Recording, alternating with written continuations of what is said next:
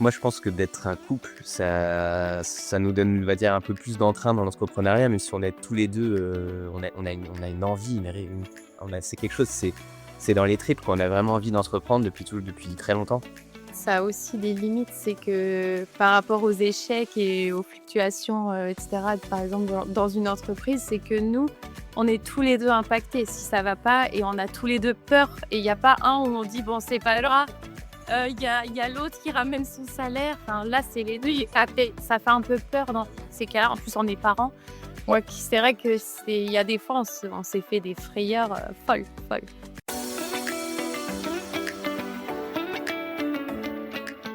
Imaginez un instant que le monde de l'entreprise soit un terrain de sport. Les objectifs sont vos lignes d'arrivée, les concurrents vos adversaires et chaque jour est une nouvelle compétition. Cette analogie n'est pas un hasard, elle est au cœur de l'entrepreneuriat. C'est du sport, le podcast numéro 1 qui dévoile les parallèles entre ces deux univers. Dans chaque épisode, plongez au cœur des conversations avec ceux qui excellent dans leur monde. Des entrepreneurs visionnaires, des légendes du sport, en passant par des leaders inspirants, chaque invité partage bien plus que des succès. Ils vous livrent leurs doutes, leurs stratégies et leurs moments de vérité. Bienvenue dans l'entrepreneuriat, c'est du sport.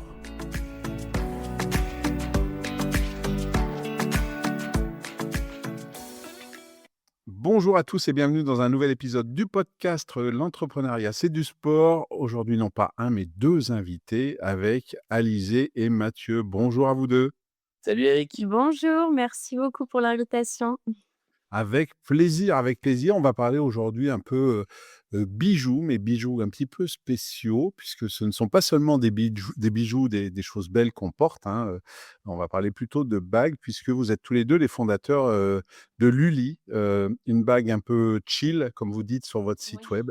Voilà, anti-stress. Donc, vous allez pouvoir nous expliquer tous les deux tout ça ensemble à tour de rôle sur comment vous est venue l'idée de créer cette bague. Moi, j'ai trouvé ça super, ne serait-ce que parce que, alors, je suis pas trop stressé globalement dans la vie, mais depuis que je suis tout petit, j'ai un petit défaut quand même, c'est que je me ronge les ongles. C'est devenu une habitude tout ça. Il y a un moment, à une époque, j'étais beaucoup plus stressé. Alors j'arrête de manger les ongles généralement l'hiver quand, je mets des gants, forcément. Mais, je me disais, quand j'ai vu ça, je vous ai découvert sur les réseaux, quand j'ai vu ça, je me dis: «Tiens, ça pourrait être sympa». Puis en plus, vos produits sont sympas. Comme d'habitude, je mettrai tous les liens, donc comme ça, ceux qui sont intéressés pourront aller voir. Mais, comme je l'ai dit en introduction, c'est pas seulement un bijou, c'est aussi une fonction. Et pour commencer, ben, j'aimerais que vous me parliez un peu de vous, Alizé et Mathieu.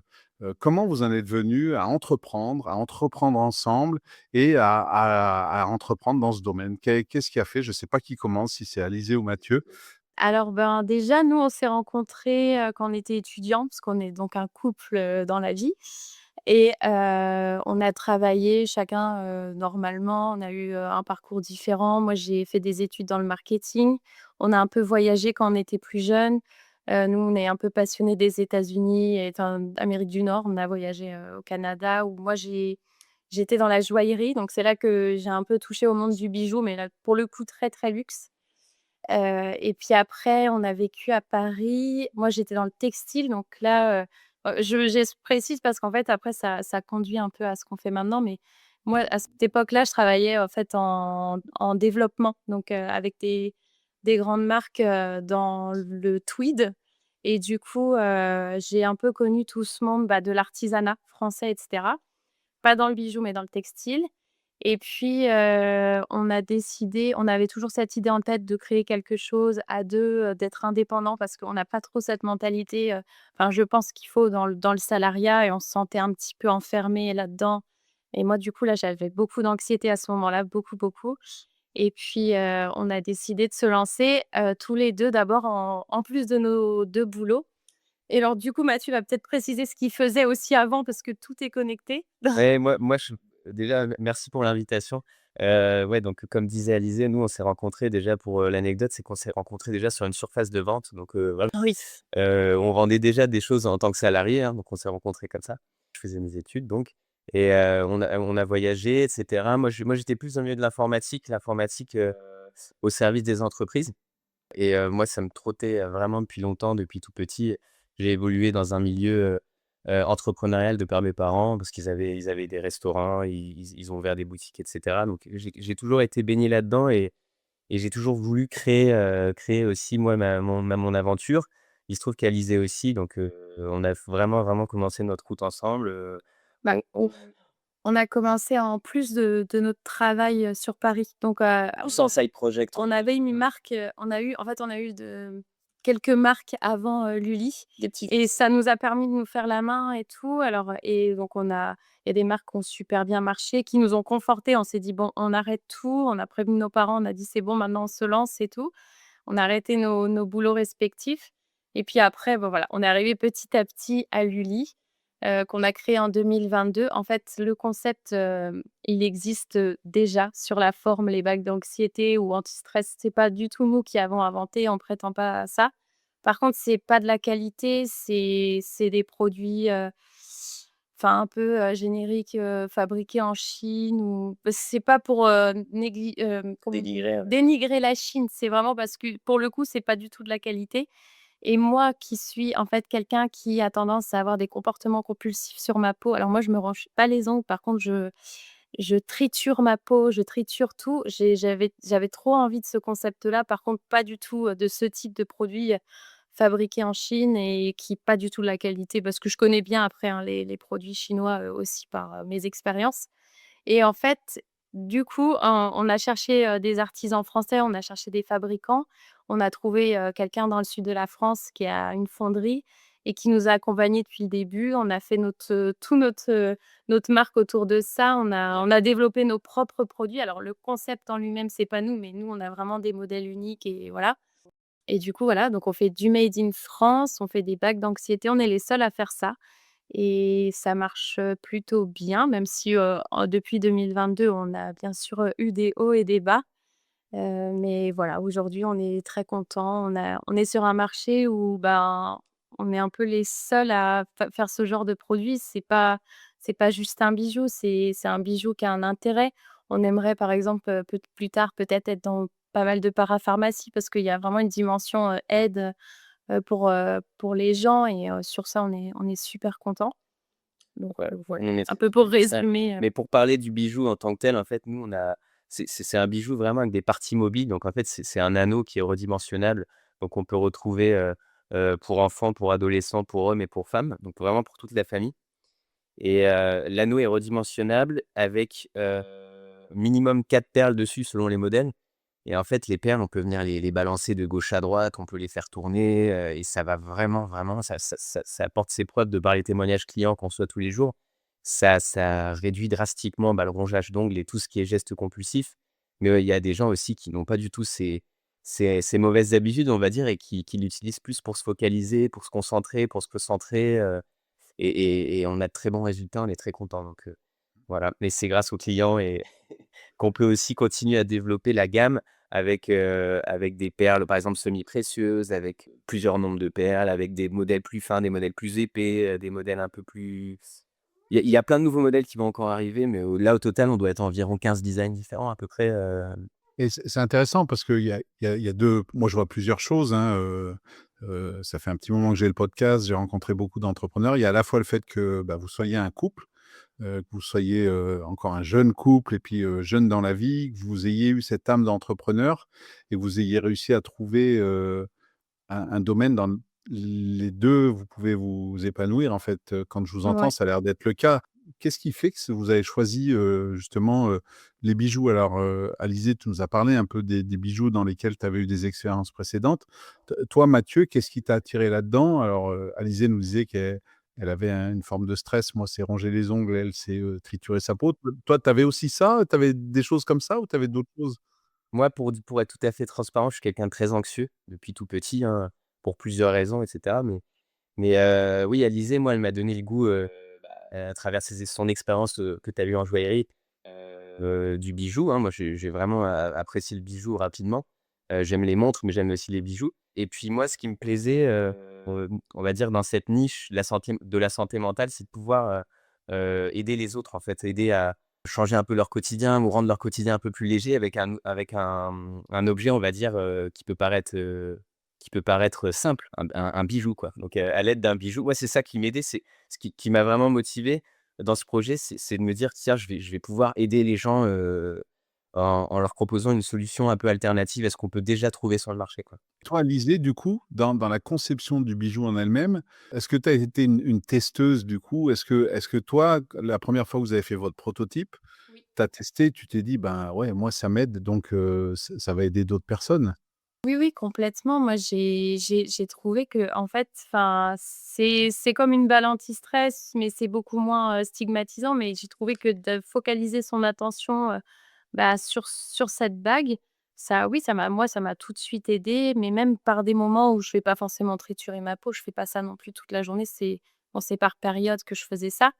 Mais aussi des fois, juste, voilà, un moment d'anxiété, toucher les perles, se recentrer, respirer, enfin, c'est juste un petit moyen joli, on trouvait du coup, qui était un mix entre, bah, esthétique et utile, qui permet, bah, plein de choses et enfin, ça paraît simple et en même temps ça fait beaucoup et les témoignages des clients, ils sont là et des fois on dit des choses, ça nous fait trop plaisir, Ça quoi. nous met presque les larmes aux yeux. Ouais et il y a pour qui des gens pour qui ça va pas passer aussi, hein. Il y a tout type de clients, mais il y en a qui vont, voilà, pas forcément se connecter à ça, mais pour la plupart, on a des super bons retours.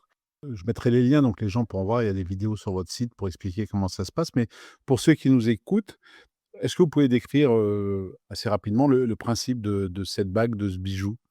Ah bah, le principe, c'est une bague, déjà, elle est redimensionnable, donc il y a quand même plusieurs catégories. Il y a, comme disait Mathieu, il y a enfants, ados, femmes, et hommes, donc il y a quand même les petites catégories à suivre, mais après c'est redimensionnable. Donc la bague, elle va à toutes les femmes, tous les hommes, normalement, hein, tous les enfants, tous les ados et c'est juste une bague avec des petites perles mobiles. Donc elle est pas statique comme tous les autres bijoux qui bougent pas. En fait, on manipule la bague, on joue avec. On glisse les perles, on voilà, on joue avec la bague tout simplement. C'est des perles. Et comment s'est passé le processus de fabrication? Vous disiez, vous vouliez pas, tous les 2 du made in China, même si, des fois on peut se dire ça a des bons côtés, c'est moins cher, c'est rapide, on peut faire en grosse quantité. Vous avez choisi un autre, axe pour développer votre produit avec du made in France, mais ce qui veut dire aussi peut-être un petit peu plus cher à sortir et donc un petit peu plus cher à vendre. Comment ça s'est passé ce processus? Combien de temps ça vous a pris et comment vous avez pu, discuter avec ce fondeur, comme vous l'avez dit, cette fonderie, du sud de la France? En fait, au début, ça nous tenait vraiment à cœur, hein, de produire chez nous en France. On savait la bague à peu près, la première bague, le premier modèle qu'on voulait sortir, parce qu'au début, on n'avait qu'un seul modèle, c'était Oui. pour femmes, en 3 finitions, en doré, en argent et en or rose et on a sourcé donc plusieurs, contacts et on a trouvé ce fondeur, dans le sud de la France qui, je ne sais pas s'il avait compris tout de suite, c'était un peu farfelu notre demande, mais il se sentait capable de le faire. Il y a eu plusieurs prototypes, il nous a envoyé les prototypes, on a échangé avec lui. Lui, il nous a rassurés aussi sur le fait que comme il produisait en France, bah, voilà, ses matériaux, ses matières premières étaient très, clean quoi. Il répondait donc aux fameuses, conformités françaises, donc pas de nickel, pas de cadmium dans les bijoux, ce genre de choses, pas de rien de nocif dans les bijoux. Donc ça nous a beaucoup rassurés. Oui, après pour parler du coût d'achat, le coût d'achat, même pour nous, bien sûr, il est plus onéreux que si on allait, sourcer en Chine ou si on achetait en Chine. Mais, en tout cas, nous, je pense que pour de la bijouterie, fantaisie, made in France, de A à Z, qu'on propose aujourd'hui aux clients comme prix, on est à peu près en prix moyen. Pour le modèle enfant, on est à 29 €. Pour le modèle femme, on est à 35 et pour le modèle homme, on est à 38. On est quand même sur des tarifs plutôt, accessibles pour du 100 made in France, quoi. Enfin, dit Alizée, Non, mais moi je suis d'accord et puis aussi je voulais juste rajouter que le made in France pour nous, c'est là on enfin moi je trouve qu'on le sent, c'est il y a vraiment un truc avec ça et nous on s'est complètement connectés à ça. On trouve que c'est trop important, on a envie que l'économie en France, voilà, elle aille bien et c'est beau de faire en France et en plus ça plaît aux gens. Ils adorent acheter du made in France. Ça plaît super, quoi. ça rassure à plusieurs points de vue. Ça rassure parce que, bah, c'est bon pour notre économie, on fait marcher l'artisanat de notre pays. Et puis surtout, on est comme pour dire pour revenir sur ce que je disais tout à l'heure, c'est que les clients, ils sont rassurés d'un point de vue, sécurité, hygiène, tout ce qui est en rapport avec les allergies et cetera donc Et aussi, parce que donc le gros point «faible» entre guillemets qu'on peut donner à la France, c'est que forcément ça va être plus cher. Mais par contre, à côté de ça, donc oui, on est sur de la qualité, mais surtout, bah, on a des délais, nous, si on a besoin de dire à notre fabricant: «Là, il nous faut on est en rupture sur tel modèle», il va aller très, très vite, il va tout de suite se mettre dessus. Le lendemain, on les a chez nous, du sud, enfin voilà, On a une flexibilité, ouais. sur ça, c'est super pratique. Après pour les échanges aussi, on est sur le même fuseau horaire. Parce que nous, on a aussi travaillé avant, avec des produits chinois, donc on connaît un peu les 2, on peut comparer, mais sur une autre marque et franchement, c'est incomparable la qualité avec, enfin voilà, après c'est très chauvin de dire ça, mais le made in France, Ça, franchement, ça a que du bon. pour nous, on reviendra jamais en arrière. Même si les prix, devaient encore augmenter avec, nous, on a les fluctuations de l'or et cetera à Ouais. ce moment. Ouais, tout à fait, le prix de l'or Ça a nous complètement, impacte un peu, augmenté, mais on restera made in France coûte que coûte. et on essaiera le plus possible de pas impacter, la hausse de l'or sur nos prix finaux. Après, comme vous le dites, je pense qu'il y a quand même un mouvement made in France qui est important. Oui, il y a le côté sociétal, on veut fabriquer français, mais il y a aussi toutes les normes de sécurité, on le voit bien, qui sont pas les mêmes suivant les pays, que ce soit dans ce que vous faites et dans les médicaments, dans l'alimentaire, etc. Vous le dites, donc ça fait à peu près 3 ans que vous avez lancé Lully. Moi, j'ai été entrepreneur, je le suis toujours et quand on a une idée d'entreprise, on se dit toujours que ça va marcher, c'est la meilleure, sinon on ne se lancerait pas. Mais je suppose que ça n'a pas été tout rose. Comment ça s'est passé entre, bah, voilà, je décide de faire une bague et puis, bah, je la lance, sur le marché? Quel a été votre atout marketing au début? Est-ce que c'était les réseaux sociaux, votre site web? Est-ce que vous avez tout fait tout vous-même? Et est-ce qu'il y a des moments où vous vous êtes dit: «Ben, non, on va se planter» et vous avez eu des moments de doute? Ou est-ce que le fait d'être un couple comme ça tous les 2 au contraire, bah, ça vous a permis de passer ces épreuves que vous avez dû traverser et puis d'être là où vous êtes aujourd'hui? Moi, je pense que d'être un couple, ça nous donne, on va dire, un peu plus d'entrain dans l'entrepreneuriat, même si on est tous les 2, on a une envie, c'est quelque chose, c'est dans les tripes, quoi. On a vraiment envie d'entreprendre depuis très longtemps. Par contre, ça a aussi des limites, c'est que par rapport aux échecs et aux fluctuations, et cetera, par exemple dans une entreprise, c'est que nous, on est tous les 2 impactés si ça va pas et on a tous les 2 peur et il y a pas un où on dit: «Bon, c'est pas grave», il y a l'autre qui ramène son salaire, enfin là, c'est les 2. Ça fait un peu peur dans ces cas-là. En plus, on est parents. Moi qui c'est vrai que il y a des fois, on s'est fait des frayeurs, folles, folles. Par rapport à ce que tu disais, c'est que des fois, on va tous les 2 mal parce que voilà, quand tout va mal, ben, on voit tout en noir et on a l'impression que c'est encore plus noir et cetera. Mais il y a aussi des moments où il y en a un qui est up, l'autre qui est down et puis on arrive aussi Oui. à s'équilibrer et à se parler et cetera. Mais, pour parler du début, comment on a commencé à commercialiser, ouais, on a tout fait tout seul, hein, le site internet et cetera. On a utilisé la plateforme Shopify, mais on a tout fait tout seul, quoi. On a fait appel à aucune agence et cetera. Et après on a promu en fait le produit et notre marque sur les réseaux sociaux en faisant des publicités, donc notamment avec les produits Meta, donc tout ce qui est Facebook et Instagram. On a été satisfait assez rapidement, en tout cas pour la première année pour les premiers mois de lancement. Après je te laisse dire, Oui, bah, en fait, je voulais juste revenir sur le couple, c'est que notre force aussi, c'est que par rapport à c'est pour ça que je voulais parler tout à l'heure de nos expériences, même si j'ai pas forcément réussi à bien expliquer tout et pourquoi, mais par exemple, moi, le fait d'avoir travaillé dans du développement, textile, mais dans le développement quand même avec des artisans français. Le fait d'avoir travaillé dans la joaillerie, moi, j'avais tout le côté un peu qualité et puis le côté, bah, conception. En tout cas, de savoir, comment ça se passe et Mathieu, lui, il a travaillé vraiment dans le côté, bah, plus informatique, même il a fait du service, après-vente, enfin, service client, pardon et de notre couple, du coup, c'est vraiment une force, c'est qu'on a vraiment chacun des postes, les atouts complémentaires qui fait qu'on a des postes où on n'est pas l'un sur l'autre en train de faire la même chose. c'est vrai. On est vraiment complémentaires. Ça a été une énorme force et du coup, oui, c'est vrai que pour, reparler de certains échecs, nous, des fois, c'est arrivé, que du jour au lendemain, on comprenne pas parce qu'on était tributaires, justement de nos publicités sur, Instagram et sur Facebook. Mais nos erreurs du début, c'est qu'on était tributaires de ça à 100. Donc quand il suffit que, voilà, pour, X raisons, il y a une publicité qui marche plus et que c'était celle qui nous rapportait peut-être 90 de notre chiffre d'affaires, bah, c'est là qu'on se retrouvait dans des grosses périodes de remise en Ouais. question, des fois qui pouvaient durer plusieurs semaines, plusieurs mois.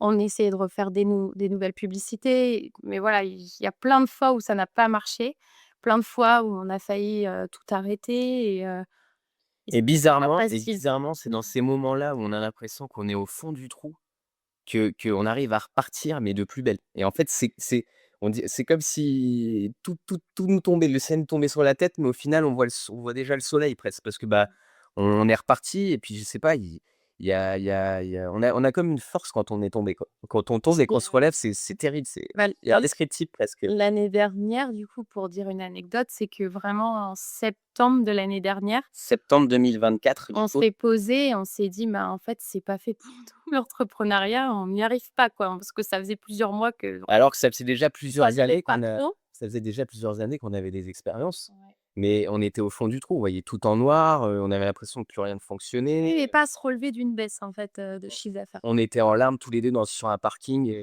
dans notre voiture, on n'en pouvait plus. Non, mais vraiment, on avait nos 2 filles, nous, on dit: «Bon, bah, qu'est-ce qu'on va faire?» Et pour nous, en fait, le retourner dans le salariat, je ne crache pas du tout sur le salariat, mais retourner dans le salariat, c'était inenvisageable et en fait, ça nous a mis comme un déclic, comme un wake-up call, comme on dit. On a quand même passé 2 semaines à envoyer des CV. On a quand même essayé. Envoyé pendant 2 semaines des Heureusement, ça n'a pas marché. mais aussi pendant ces 2 semaines-là, on s'est remis beaucoup en question intérieurement, on a tout posé sur la table. Non, Il mais y a ce qui était drôle aussi, c'est qu'on s'est dit: «Allez, on trouve un travail pour quand même» parce que c'est quand même, faut le dire, entreprendre en France, c'est quand même dur au niveau, voilà, des salaires qu'on doit sortir, si charges sociales, les charges et cetera. Des fois, on n'arrivait pas, voilà, bah, à break even et on était vraiment en train de prendre sur nos économies, sur notre trésorerie et cetera. Et du coup, oui, je voulais dire, c'est que on s'est dit: «On va trouver un travail». Déjà, on pensait qu'on allait trouver facilement dans notre domaine, mais je pense qu'on a plutôt fait peur aux recruteurs parce on est trop atypique on est voilà, et enfin, je sais pas, en tout cas, personne n'a répondu à nos CV. et c'était pas plus mal. Voilà, et on s'est dit: «Bah, on trouvera un travail, mais on continuera toujours entrepreneuriat, mais à côté, mais on aura cette sécurité du salaire». Et en fait, les actions qu'on a fait pour, On n'arrivait pas à se ouais, convaincre, hein. les actions qu'on a pris pour, on s'est dit: «On a quand même du stock et cetera, faut qu'on le vende». On s'est dit: «On va faire». On a changé de Mathieu a une idée, il a dit: «Il faut qu'on montre nos têtes, il faut qu'on parle en tant que fondateur». Et du coup, on a fait cette publicité-là. Moi, j'étais, morte de trouille. On a failli pas la faire. J'ai dit: «Non, non, moi je». C'était c'est simple, ça avait plus rien à voir. Le Ouais. business n'avait plus rien à voir. Et ça a tout changé, mais du coup, En quelques semaines. on a complètement mis nos CV de côté, on n'en a plus jamais reparlé et ça a fait l'effet, mais complètement inverse. Inverse. Et on est reparti sur notre lancée et là, on s'est dit: «OK, on a trouvé vraiment qu'est-ce qui pêchait». Et en fait, ce qui pêchait un peu, On était trop dans notre zone de confort. ouais, on restait trop derrière nos écrans et voilà. Et en fait, il faut sortir, faut parler de son projet, faut pas avoir peur. Même pour les gens timides, comme moi, faut se forcer et en fait, c'est que du positif, mais que du positif. C'est en Et faisant c'est des incroyable maintenant. nous, on le voit là, on le voit de plus en plus, c'est vraiment en sortant de notre zone, en faisant des actions qu'on pensait jamais faire et cetera avant, qu'on voit vraiment des résultats différents, quoi. Donc on essaye nous de se forcer, de se faire violence chaque jour, de se dire: «Tiens, qu'est-ce qu'on n'a pas encore fait? Qu'est-ce que comment on peut se mettre en danger?» Et en se mettant en danger, il nous arrivera forcément des bonnes choses parce que c'est des choses qu'on connaît pas Bah oui, maintenant, en fait, c'est un enseignement qu'on a appris du ouais. coup et on sait que en général, si on sort, de notre zone de confort, en général, en tout cas, à chaque fois que ça nous est arrivé, c'est derrière ça qu'on aura franchement des retombées, comme on l'espère, en tout cas.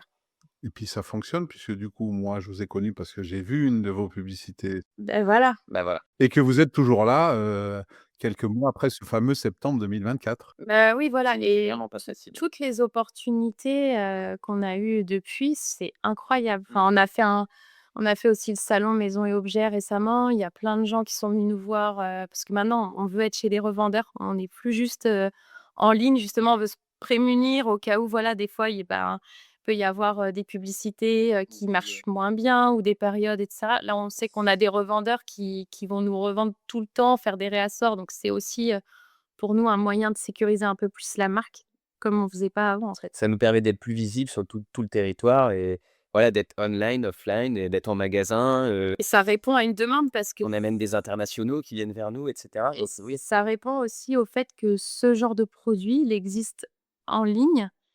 Donc il y a que nous qui le faisons de cette façon, made in France, c'est comme on expliquait. Mais il y a des versions, cheap, on va dire. Mais par contre, en magasin, ça n'existe pas du tout. Donc c'est pour ça, là, nous, c'est notre objectif, actuel, c'est d'être dans le plus de boutiques possible et ça marche déjà bien pour ceux qui nous ont fait confiance sur ça. Et comment ça se passe de votre côté? Vous dites, même si aujourd'hui vous allez, vous cherchez à développer dans les magasins, je pense que votre marque prend de la notoriété, vous devez vendre de plus en plus de bagues. C'est encore vous qui faites tout en termes de logistique. Demain, moi, je commande sur votre site. C'est vous qui faites l'enveloppe, c'est vous qui mettez la bague, c'est vous qui allez à la poste. C'est Mathieu c'est Mathieu qui envoie donc moi-même qui expédie la commande et qui la dépose à la poste, exactement.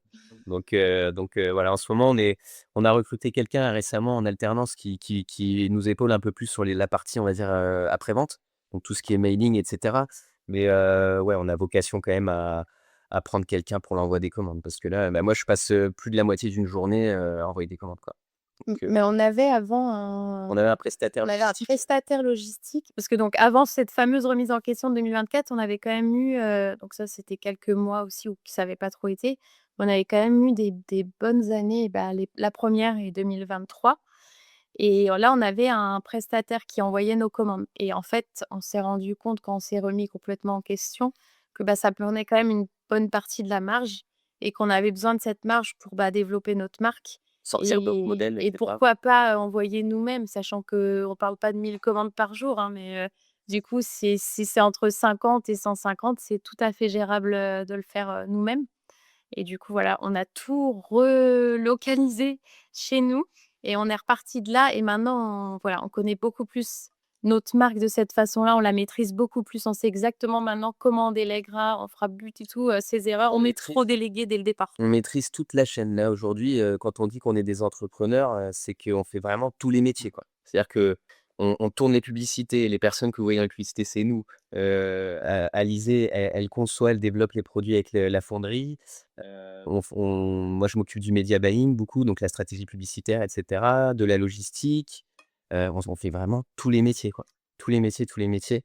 Après à terme, je pense que si on veut à moyen terme, si on veut aller un peu plus vite, on va dire un peu plus loin, évidemment, il faudra qu'on s'entoure un peu plus. Mais une chose On le une chose fait en son petit temps, à ouais. petit maintenant. Petit à petit, ouais. On va pas se brûler les ailes, quoi. Et rassurez-vous, j'ai eu un certain nombre d'entrepreneurs à ce micro et ce que vous avez vécu, beaucoup l'ont vécu, hein, et beaucoup ont eu des belles réussites, juste après. Mais, on sait que par contre ça prend du temps à la fois, pro mais également perso. Vous le dites, vous êtes en couple, vous avez des enfants. Est-ce que dans ces périodes-là, vous avez quand même eu encore un peu, assez de prise de recul pour prendre du temps pour vous, pour faire des activités? Alors, je sais pas, est-ce que vous faites du sport ou pas? Mais pour continuer à faire du sport, si c'est de la musique, vous avez réussi quand même à vous sortir. C'est un peu le piège des fois des entrepreneurs, c'est de rester focalisé là-dessus. Est-ce que vous avez eu, est-ce que vous faites du sport, par exemple, ou d'autres activités? Alors moi, je fais du tennis personnellement. Moi, non, je n'en fais plus, depuis que j'ai les enfants en bas âge, je prends pas le temps. Je suis sûrement retrouvée sur mes enfants. Par contre, voilà, j'adore ça. J'adore, les sports doux. Moi, j'adore la marche, j'adore le pilates et cetera. J'en ai fait, mais là, je suis un peu en pause en ce moment et ça me je le regrette, mais ouais. Après oui, après nous, on pense, presque H24 à notre business. C'est-à-dire qu'on est tout le temps dedans et cetera, même quand on rentre à la maison. Maintenant, on a des bureaux, mais quand on rentre à la maison, on en parle encore et cetera. On a des moments pour nous, hein, on prend quand même, quelques jours de vacances et cetera, quand on peut. Mais, ce qui vient aussi couper, c'est d'être avec nos enfants. Quand on est avec nos enfants, le temps qu'on est avec nos enfants, on essaie de pas parler de travail devant eux et cetera. On essaie quand même de faire des séparations quand on est avec eux. Mais c'est pas toujours évident, des fois, on a des petites fulgurances: «Tiens, pourquoi je ferais pas ça?» Et en fait, même s'il y a les enfants, je vais quand même en parler à Alizée, quoi. Et j'essaye moi, en tout cas, de me stopper à ce niveau-là, mais c'est pas toujours facile, quoi. Est-ce que vous avez des modèles d'entrepreneurs, de sportifs, qui sont un peu des rôles modèles ou des gens où vous dites: «Tiens, notre trajectoire ressemble à la leur et bah, ils sont passés aussi par des moments où c'était moins bien, mais ils ont tenu et puis ça a marché», hein. On le voit ça, dans des émissions comme, Qui veut être mon associé, hein, sur la 6 où il y a ces porteurs de projets puis qui s'entourent de mentors, à la fois financiers, mais pas toujours financiers, hein. Des fois, c'est autre chose qui vont chercher. Est-ce que vous, c'est votre cas? Est-ce qu'il y a des gens comme ça où vous dites: «Tiens, c'est un petit peu notre histoire» et finalement, bah, ça vous donne le moral quand vous êtes pas bien, quoi? Ouais, dans le sport, moi, c'est beaucoup les footballeurs, par exemple, qui vont m'inspirer parce qu'ils ont ils peuvent, par exemple, déjà, c'est très dur, il suffit pas que d'être bon, c'est-à-dire qu'il faut se faire repérer et cetera. Et dans le sport, c'est pas facile, c'est encore un autre milieu, mais il y a quand même beaucoup de ressemblances. Mais, par exemple, pour parler du footballeur, bah, et d'une année sur l'autre, il va changer de club, c'est comme s'il recommençait un peu à zéro. Il doit essayer de se faire, de faire comprendre son jeu, de s'intégrer et cetera. C'est pas toujours facile. Moi, j'aime beaucoup Olivier Giroud, par exemple, dans sa manière de s'adapter et cetera. Je trouve qu'il a une force incroyable, quoi, mentalement, c'est vraiment, le footballeur, en tout cas français, qui m'inspire beaucoup. Toi, Alizé, toi, dans ta famille, tu as un sportif de haut niveau, à la retraite maintenant, mais Bah, moi, j'avais mon frère justement qui faisait du foot, de manière professionnelle, donc j'ai vu ce que c'était, bah, ouais, les qualités, qu'il a dû développer et aussi ce qui l'a parfois mené, bah, à des échecs et tout. Et ouais, ça a dû me forger. J'étais adolescente et je pense que ça m'a quand même inspirée, donc c'est vrai que les sportifs, c'est inspirant. Moi, personnellement, j'ai pas de noms qui me viennent forcément. Il y en a plein que j'aime, mais à chaque fois qu'il y a un reportage sur un sportif, moi, je me sens, complètement, ouais, en parallèle avec l'entrepreneuriat. Je comprends tout à fait le concept du podcast sur ça parce que il y a rien d'acquis. Moi, je pars du principe c'est la résilience, c'est tout ce que les sportifs doivent développer pour les plus grands pour arriver là où ils veulent.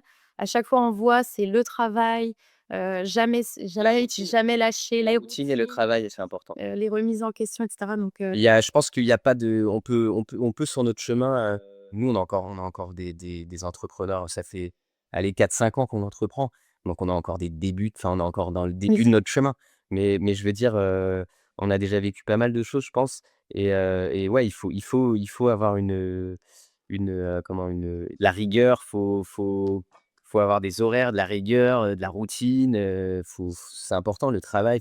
Faut se réinventer, je pense, tout le temps, c'est ça aussi. Faut sortir de sa zone de confort, comme je disais et je pense que dans le sport, c'est pareil, dans la musique, c'est pareil. Un chanteur, c'est pas parce qu'il fait un tube qu'il va en faire 3 derrière. Enfin, je veux dire, il peut se planter, faire, un tube et se planter complètement derrière. Donc, je pense que l'entrepreneuriat, c'est pareil. Tu peux avoir, par exemple, une publicité, c'est un banger, elle fonctionne super bien et puis, d'une semaine sur l'autre, tu as le même, montant publicitaire dépensé et ça fonctionne 4 fois moins bien et tu sais pas pourquoi et il faut se remettre en question. Donc il faut tirer toujours des enseignements de chaque action que tu fais, même si tu penses que, par exemple, tu as fait une bonne journée de chiffre d'affaires et bah, faut quand même travailler comme si Oui. c'était pas tombé sous le coup du sort et qu'il faut encore travailler, que se remettre en question même quand tu es en haut. Et je pense nous, en arrière, ce qu'on n'a pas forcément fait, c'est qu'on pensait qu'il y avait de l'acquis, mais il y a jamais d'acquis, en fait. Donc moi, c'est comme ça que je vois les choses, en tout cas. On est à quelques semaines de Noël. Je suppose que ça doit être une grosse période pour vous. Est-ce que c'est, à la fois un peu de stress parce qu'il y a beaucoup de choses à mettre en place? Il y a beaucoup peut-être, Mathieu, d'envoi, à faire, mais d'un autre côté, c'est aussi excitant. Vous travaillez pour ça. C'est une période où on offre des cadeaux.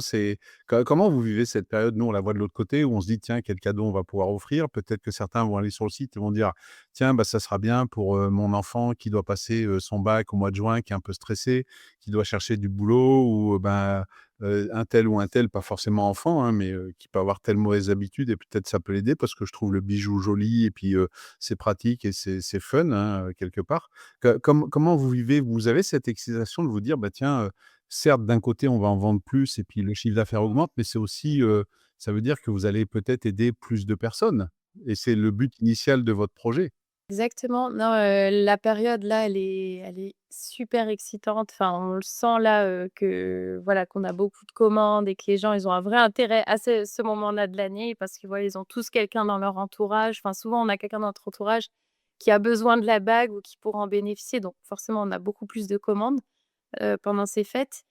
Mais on le vit bien. Après, c'est juste que moi, je parle là pour à titre personnel, je suis toujours frustrée parce qu'on est que 3 du coup, enfin 2 et demi parce que voilà, elle est pas tout le temps là, notre alternante et on a envie de faire plein de choses, on n'a pas le temps de tout faire et là, voilà, l'échéance, elle arrive. Moi, j'avais plein de projets, par exemple, pour les fêtes de fin d'année dans ma tête, j'ai pas pu tout faire, j'ai pas eu le temps, en fait. C'est une entreprise, qu'on a qui est ça prend beaucoup de temps. Enfin, je sais pas comment expliquer, mais le nombre de commandes, le nombre de clients à gérer, maintenant les revendeurs, le site internet, les nouveaux produits, c'est monstre Ouais, tout ce qu'on a à faire chaque l'accroissement jour de l'activité, fin d'année, et cette période, elle est ouais. frustrante parce que je sais qu'elle pourrait être encore meilleure, sachant qu'elle est super et je sais qu'elle pourrait être encore meilleure si, voilà, mais on apprend. Déjà, c'est mieux que l'année dernière. L'année prochaine, je suis sûre que ça sera encore mieux Bon, tu organisé. vois, Eric, on n'est jamais satisfait, hein. Mais après, Mais oui, de voir, c'est que des bonnes choses, en fait. de se dire qu'il y aura les bagues sous les sapins, c'est la meilleure des récompenses. C'est fou. En ce moment, on est très fatigué, mais très content pour les bonnes raisons, on va dire. Ouais, ouais, on essaie de gérer comme on peut, mais je pense que c'est un moment après l'autre et puis, et comme je disais tout à l'heure, on va s'entourer petit à petit, on aura plus de collaborateurs. Là, on a encore, là, on a l'impression qu'on peut encore absorber. Je pense qu'à un moment donné, on pourra Bah, là, Mathieu, il travaille 7 jours sur 7. ouais, J'ai en ce moment, je travaille du lundi au dimanche soir. Enfin, clairement, donc c'est et en essayant d'avoir, le rôle de papa et toi le rôle de maman et mais on adore ça, hein, on se plaint pas, mais je veux dire, c'est voilà, c'est super. Ou c'est la période qui est comme ça aussi, hein. À un moment, vous parlez dans l'épisode du fait d'avoir dit à vos parents: «On quitte le salariat pour monter notre entreprise» et souvent, bah, la famille ou les amis proches, c'est parfois les soutiens les plus forts, mais ça peut être aussi les détracteurs les plus forts. Comment ont vécu votre entourage, ça en disant: «Mais tu vas pas vendre des bagues, tu as un bon travail, tu as fait des études, tu as voyagé» ou peut-être, ben, maintenant vous avez des enfants. Maintenant, bah, c'est plutôt positif parce qu'ils voient que ça marche ou il y a quand même eu des réticences? Comment ça s'est passé? bah, au début, je pense qu'on l'a pas nous, je me rappelle dans les premières années, on n'a pas tout de suite avoué qu'on avait, quand c'était encore un side project, on l'a pas tout de suite Ah oui? avoué à notre famille parce qu'on a l'impression que c'est comme un coming out du business, quoi. Quand on le dit à nos parents, c'est terrible. Et puis un jour, quand on a décidé d'arrêter nos CDI respectifs, on avait quand même des salaires qui étaient tout à fait corrects. On avait l'impression qu'on annonçait une nouvelle grave, quoi. Enfin, c'était limite, on avait presque les larmes aux yeux quand on le disait. Ouais, mais on a quand même eu du ça Mais sur la forme moi quand même, moi mais de l'inquiétude, quoi. Les parents sont toujours ouais, inquiets, quoi. toujours inquiets, mais ils nous ont toujours quand même soutenus, Après, à l'époque, on n'avait pas d'enfants, donc ouais, là, c'est je ça, sais que ma mère, elle m'a tout de suite dit: «De toute façon, lance-toi, je sais que si ça va pas, tu vas très vite retrouver quelque chose» et c'est vrai, quand on n'a pas d'enfants, franchement, je sais pas comment on aurait géré avec des enfants cette prise de risque. et c'est souvent cette phrase, de toute façon: «Essaye, au pire des cas». Enfin, en fait, c'est-à-dire que C'est déjà négatif. c'est pour nous, c'est négatif parce que nous, en fait, c'était même pas une option d'échouer. Donc on s'est dit: On y va à fond» et en fait, souvent la famille dit: «Bah, au pire des cas, de toute façon, tu retourneras travailler pour quelqu'un, quoi». Et voilà, après eux, si c'est leur manière de voir les choses, tant pis, c'est pas grave. Mais ouais, sinon, après pour parler des proches, souvent, même je me rappelle même il y a encore un an, oui, souvent les proches ils disent: «Bon, ça marche ton truc, ça marche et en fait, ils voient ça comme un truc, comme si c'était, pas vraiment un métier et cetera, alors qu'on y met toutes nos tripes tous les jours, C'est pas très pré nous, nous, ce qu'on fait, il a pas toujours été pris au sérieux, c'est vrai, ouais. au départ, en tout cas, parce que, bah, on se dit: «Quoi? C'est une babiole». Enfin, je me mets dans la tête des gens qui, voilà, qui connaissent pas trop et «C'est quoi ton truc?» Ouais, c'est Ouais, ça revenu assez souvent. le truc, c'est ça marche ton truc, ça, on l'a souvent Par contre, maman, il y a on l'a l'effet souvent une boule de neige de savoir que c'est inconscient, hein, mais les proches voient que ça marche et maintenant, limite, ils voilà, ils nous passent beaucoup plus de commandes qu'ils l'auraient fait au début. nos proches sont Et clients maintenant et c'est un peu ça, quoi. Parce qu'il y a ça, il y a vos proches qui sont peut-être prescripteurs en disant, «Mon fils, ma fille a fait ça, a acheté, machin». Mais est-ce que vous avez aussi des proches ou de votre entourage qui ont switché? C'est-à-dire que au début, vous disiez: «Ça marche ton truc» ou «Allez, je t'en prends un» ou vous en avez peut-être donné en disant: «Bon, bah, je vais le mettre» et puis qui sont revenus en disant: «Ben, ouais, finalement, ça m'aide, quoi, ça marche vraiment, quoi». Ah oui, ouais, des amis, même de la famille. même tes tantes. Mes tantes, ouais, moi je m'en rappelle, bah, là, c'était, le mois de septembre. Non, c'était Ouais, quand? c'est ça. Mois de septembre, je revenais du salon maison et objets, donc j'avais un peu de stock dans le véhicule, dans la voiture et puis, je sais pas si c'est ma mère qui en a parlé à ses sœurs ou je sais pas. J'ai fait un dîner donc, chez une tante et là, j'ai l'impression que c'était une vente Tupperware, quoi. Elles sont toutes venues autour de moi, comme des mouches à miel, c'était terrible. Et là, il y en a qui Que recommandent pour oui, et là maintenant, c'est presque les meilleurs ambassadeurs, ma famille, donc je suis super reconnaissant, quoi. Mmh. C'est-à-dire qu'au début, tu es pas toujours perçu comme sérieux. Après quand on voit que, par exemple, on fait un salon sérieux à Villepinte et cetera, là, la famille, ils pour eux, c'est un signe de légitimité de faire un salon professionnel, donc forcément, ils voient les choses différemment. Après, on a eu un encart dans Marie-Claire Enfant, qui vantait les mérites de nos bacs sur les enfants. On est passé sur M6 une fois et cetera. Tout ça, c'est même pas nous, en fait, qui ont vendu la légitimité. C'est d'eux-mêmes, ils nous ont lus quelque part, ils nous ont vus sur Google et cetera. c'est notre trou petit Ouais, à mais petit. après on cherche pas forcément la reconnaissance de nos proches spécialement, mais tant mieux, c'est un plus, quoi, si vous voulez. Et alors après cette période de Noël qui va être très dense, 6 jours, 7 jours sur 7 pour Mathieu, c'est quoi les projets qui vont arriver? Vous en avez parlé un petit peu, peut-être des revendeurs? Est-ce qu'il y aura, vous avez donné le prix de vos bagues qui sont, très abordables, mais est-ce qu'il y aura une version, luxe, tout en or avec des pierres précieuses qui seront, des bijoux en plus d'avoir une utilité qui sont un peu plus haut de gamme à des prix un peu plus hauts, c'est quoi qui va arriver dans les semaines, dans les mois qui viennent? Oui, alors il y a plusieurs projets, mais c'est marrant, cette bague un peu version luxe, c'est un truc que je veux faire comme moi, en fait, j'ai travaillé là-dedans. C'est quelque chose que je cherche à faire et voilà, je suis dessus. Il y a des artisans que j'ai trouvés et tout, mais ça en fait, elle est complexe, c'est notre bague à réaliser parce que le fait d'avoir des perles mobiles et enfin, c'est tout un processus, mais on est dessus. Il y aura donc une version peut-être, oui, qui sortira un jour, plus haut de gamme pour, notre clientèle qui la demande et puis après au niveau, plus large, bah, on veut avoir le plus de revendeurs possible en 2026 parce que ça, c'est quelque chose qu'on a juste commencé depuis juillet 2025, de chercher des revendeurs, d'avoir une stratégie pour ça. Donc là, on se met à fond sur D'ailleurs, ça. à ce sujet-là, on sera à la prochaine édition du salon Maison et Objets en janvier. Ouais et c'est pour ça, on cherchera encore, voilà, à séduire des nouveaux revendeurs. Après, on a des nouveaux produits aussi, qui arriveront et qui seront pas forcément des bijoux. Donc ça, on travaille sur ça aussi quand on a le temps. Toujours autour de la santé mentale, si vous voulez. Ouais, Mais le mieux, ça sera l'anxiété. On veut aider les gens dans ce domaine. On veut aider les gens anxieux comme nous et on cherche des solutions par des petites alternative. ouais et voilà, on a des idées et ça viendra de nous voir. Toujours en abordant le thème de l'anxiété, mais d'une manière ludique, cool, sans pression, quoi. Donc, voilà, c'est tout le but. Eh ben, vous portez bien votre marque parce que vous êtes rafraîchissant à discuter avec vous. Vous êtes plein de peps, et puis on sent que vous portez votre projet. Donc, en tout cas, bah, s'il y a des revendeurs qui nous écoutent, hein, ou qui sont au salon en janvier, ben, n'hésitez pas à aller voir Alizé et Mathieu pour, parler de Lully avec eux ou, des auditeurs ou auditrices, qui veulent en savoir plus. Il y aura les liens, vous pourrez aller voir et puis, il y a encore le temps puisque Mathieu, travaille 7 jours sur 7 pour envoyer des bagues avant Noël. Donc, si vous commandez, vous aurez le cadeau pour Noël. Eric, si t'as du temps libre, tu peux mettre des bagues en pochon avec moi, mettre dans les enveloppes et Oui, je crois qu'on n'est pas très loin, hein. Moi, je suis à Nantes. Et moi, je suis de Nantes, j'ai pas précisé, je suis nantaise. moi, je suis ch'ti, moi, je suis quelqu'un d'ailleurs encore. Bon, mais on se rencontrera bientôt, prochainement Avec grand plaisir. Ouais, ça serait top. et puis moi, je vois 2-3 personnes à qui, pouvoir offrir cette bague. Ah ouais, trop bien, Vous aurez une commande de ma part avant Noël, donc trop Mathieu, il bien. faudra que tu travailles un petit peu pour moi. Avec grand plaisir. Ah, merci beaucoup. Et ben, en tout cas, merci beaucoup pour, votre présentation, pour, votre entreprise, pour, Lully et puis, pour tout ce que vous nous avez dit. Merci à vous 2, Alizé et Mathieu. Merci beaucoup, beaucoup de nous avoir invités. C'est notre premier podcast. Et l'expérience était sympa. On était un peu stressé au début, mais finalement, ça va. Avec une bague, ça passe? Oui, avec une bague chill, ça passe toujours mieux, c'est sûr. Oui, bah, j'ai vu ça. Alors, parce que les auditeurs peuvent pas voir puisque c'est de l'audio, moi, mais je vous ai vu, avec votre bague et puis, j'aurais bien aimé en avoir une de temps en temps aussi. Tu vas les recevoir très vite.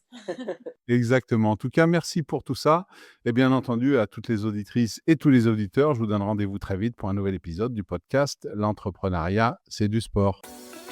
Merci d'avoir écouté cet épisode de L'entrepreneuriat, c'est du sport. J'espère que vous l'avez apprécié et que vous repartez avec des conseils concrets et des idées pour booster votre aventure entrepreneuriale. Si cet épisode vous a plu, n'hésitez pas à le noter, le partager et à vous abonner pour ne manquer aucun prochain rendez-vous. Restez connectés, continuez à entreprendre avec passion, à faire du sport et à très bientôt pour un nouvel épisode.